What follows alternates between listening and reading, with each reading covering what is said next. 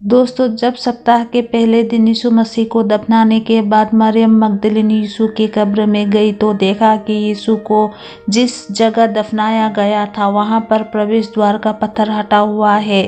फिर वो दौड़ कर यीशु मसीह के चेलों के पास गई और उन्हें वहां का हाल बताया, जो कुछ भी उसने देखा था, और फिर सबको लेकर उस स्थान में पहुंचे जिस स्थान में यीशु को दफनाकर एक पत्थर से उस स्थान का द्वार बंद किया गया था।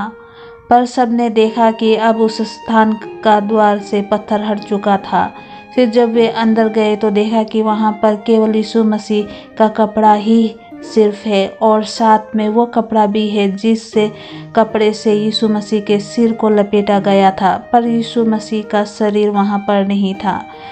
फिर सब चेले आश्चर्य से भर कर वहां से वापस लौट गए, परंतु मरियम रोते हुए वहीं पर बैठी रही। फिर जैसे ही उसने ध्यान से देखा तो देखा कि जिस पत्थर पर यीशु मसीह का शरीर रखा हुआ है उसी के पैताने पर बहुत ही उज्जवल कपड़े पहनकर 2 स्वर्गदूत बैठे हैं। फिर उन स्वर्गदूतों ने कोमल आवाज से मरियम को से पूछा कि हे नारी, तू क्यों रो रही है?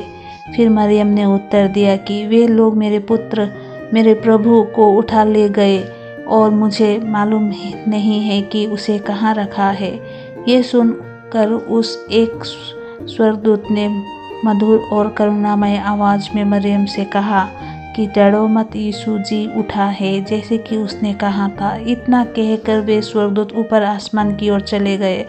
इसके पश्चात जब यीशु मसीह की कब्र से निकल कर वापस जा रही थी, मरियम पीछे मुड़कर जैसे ही उसने देखा वहां पर यीशु मसीह को खड़ा देखा।